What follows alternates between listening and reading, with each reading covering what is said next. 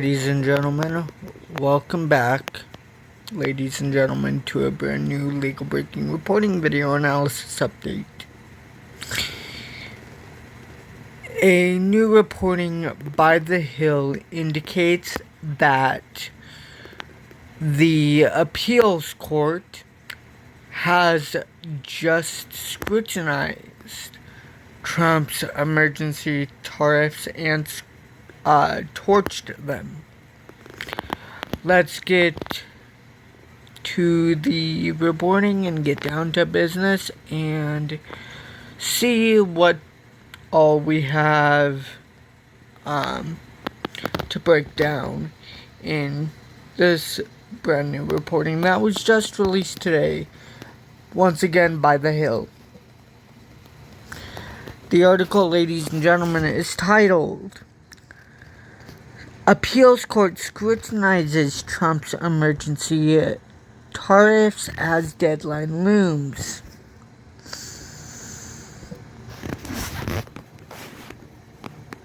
And ladies and gentlemen, the article reads,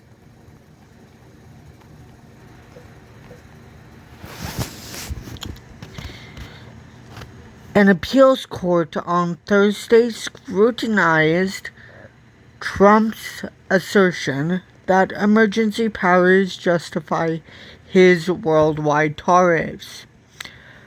Thursday's high-stakes oral argument before the U.S. Circuit Court of Appeals for the federal court came one day ahead of Trump's deadline for dozens of countries to strike trade deals to face higher reciprocal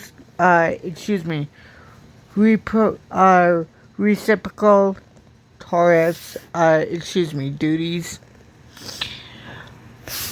To justify the sweeping moves, Trump cites the International Emergency Economic Powers Act, IEEPA, a 1977 law authorizing the president to issue certain economic sanctions in an emergency to counter an unusual and extraordinary threat.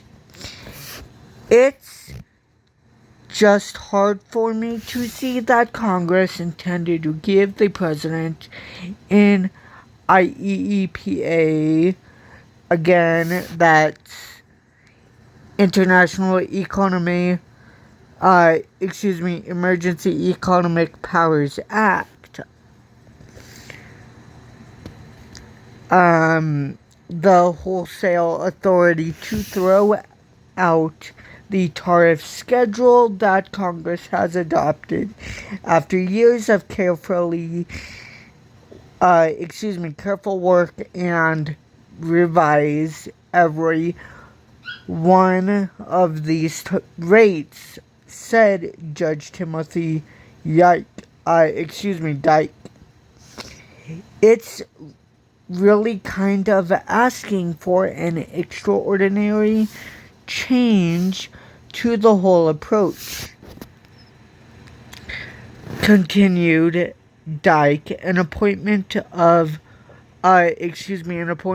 former President Clinton. Presidents have invoked other statutes to impose tariffs, but Trump in February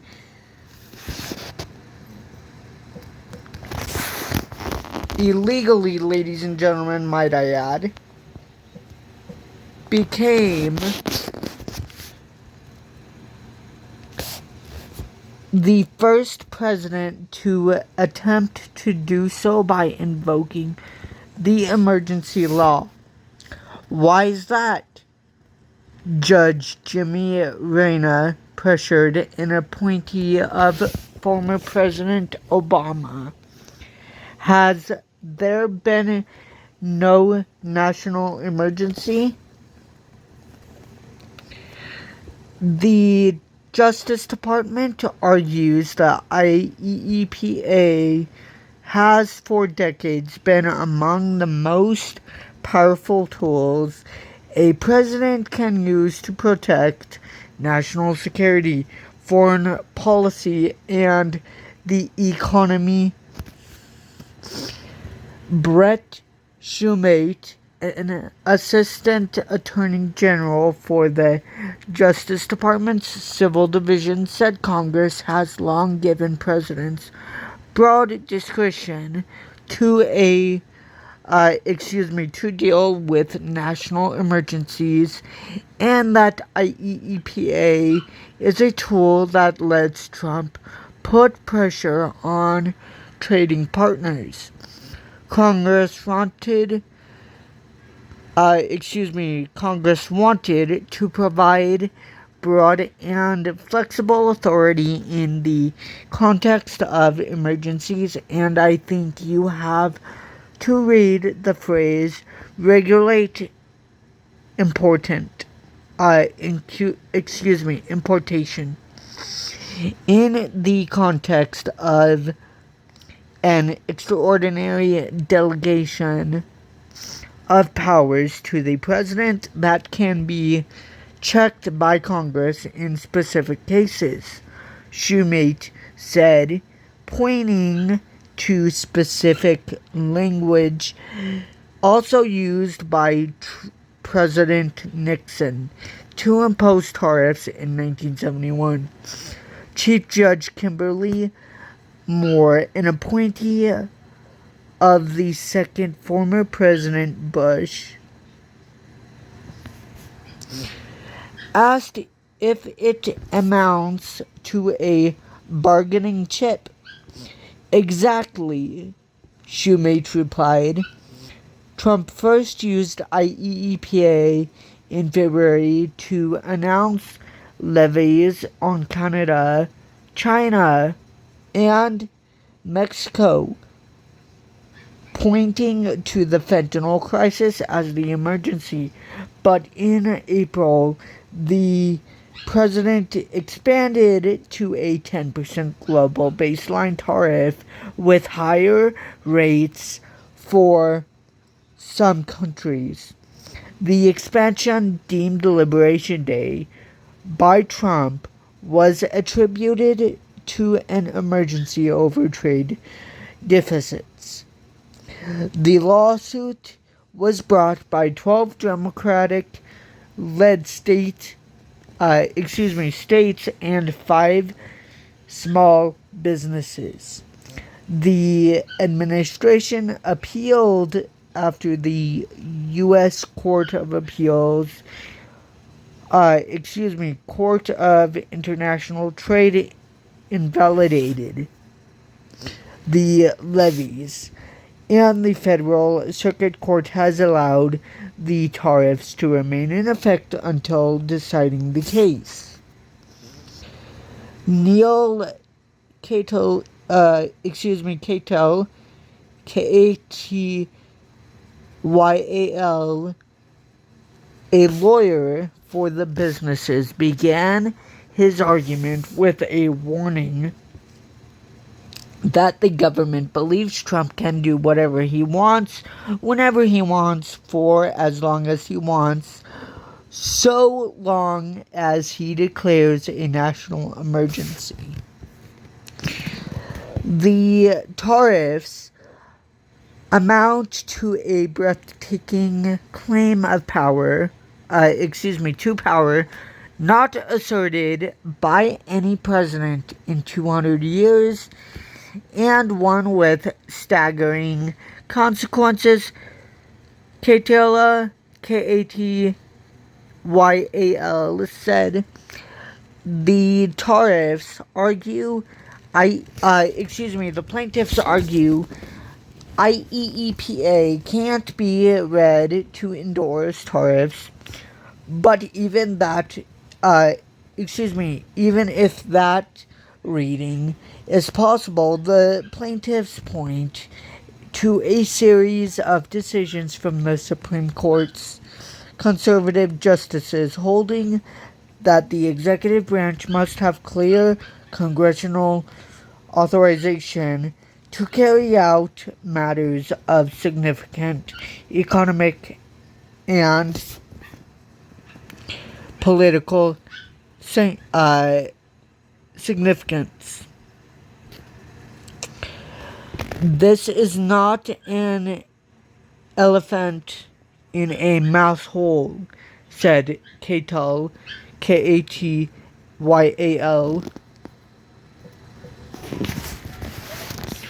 On that note, ladies and gentlemen, I will add that the lawyer for the plaintiffs is solely correct.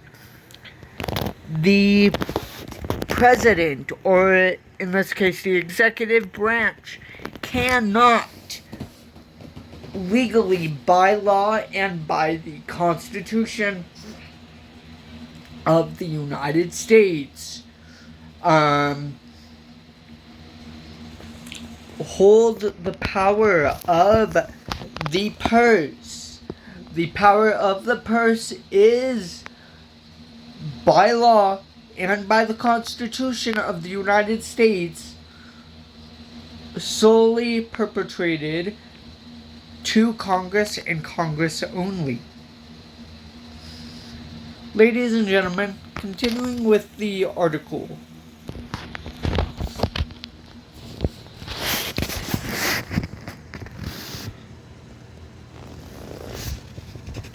Invoking a phrase the justices often use to explain the principle known as the major questions doctrine.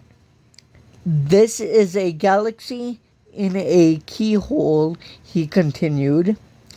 Though Katyal, Katyal, a high-profile Supreme Court advocate who served as Solicitor General under former President Obama, garnered sympathy with his concerns. Several judges took issue with the plaintiff's position that trade deficits aren't a valid emergency because they have existed for decades. Those judges suggested the challengers were sidestepping how Trump's tariffs order additionally points to recent consequences of the deficits, like a hollowed out U.S. manufacturing base and undermined critical supply chains. Moore, the chief judge, at one point chastised the state's attorney for claiming Trump had only talked about it in a single sentence. I will walk it back. Benjamin Gutman, Oregon's Attorney General, conceded. The arguments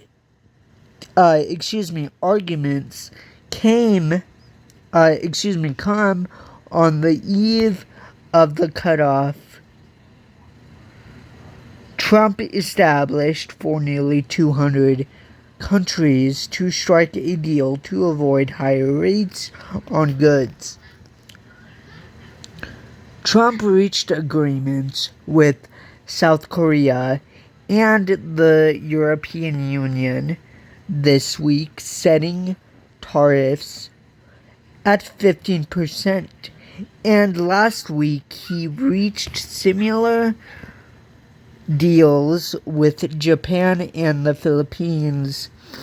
Trump on Thursday announced Mexico's tariffs would be extended at current rates for another 90 days, while other countries have until August 1 to make a deal with the president or face the heavier rates. Nearly 100 people, most mostly attorneys, filled the second floor courtroom Thursday, where 11 of the federal circuit's 12 judges considered Trump's tariffs. Judge Paula Newman, the nation's oldest active federal judge at 98, did not participate. She was suspended by her fellow judges from hearing new cases over concerns about her mental fitness, which she has challenged in court. However, she was seated in the public gallery for the arguments along the aisle in the second row. Ahead of the hearing, Trump wished his lawyers on Truth Social good luck in America's big case. If our country was not able to protect itself by using tariffs against tariffs, we would be dead with no chance of survival or success, the president said. Okay, ladies and gentlemen, he is not acting like a president, acting at least like a good president. A president doesn't illegally enact tariffs without congressional approval.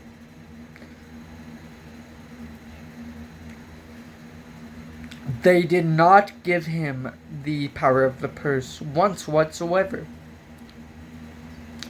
That is going to do it for this legal breaking reporting video analysis update, ladies and gentlemen. If you did enjoy this legal breaking reporting and video analysis update, please firstly like, comment, share, subscribe, and enjoy. Secondly, if you want to make sure you're always up to date on all the things legal breaking reporting wise on the side of politics, please secondly hit the bell icon as well as the all notifications option. The bell icon is located directly beneath the screen here on the right hand side of the subscribe button. Thirdly, ladies and gentlemen, if you guys also want to make sure you're always up to date, please follow me on my social medias. That'll be linked down below in the video description below. I'm on Instagram, Snapchat, Threads, as well as TikTok. There you guys will be updated when I upload brand new legal breaking reporting analysis videos to the channel. Fourthly, ladies and gentlemen, please help me reach and achieve the goal of 230 plus subscribers. Ladies and gentlemen, the reason why I'm saying 230 plus subscribers is because right after we reach and achieve the goal of 230 subscribers, we have more subscribers to reach and achieve. Right after we reach and achieve the goal of 230 subscribers. Fifthly, ladies and gentlemen, please stay safe and always look for the points of light. Lastly, in today's unfortunate illegal induced darkness caused by the illegal unconstitutional Trump regime, and always look for the points of light. And lastly, ladies and gentlemen, please look out for my next legal breaking reporting video analysis update, and I will talk to you guys in the next legal breaking reporting video analysis update.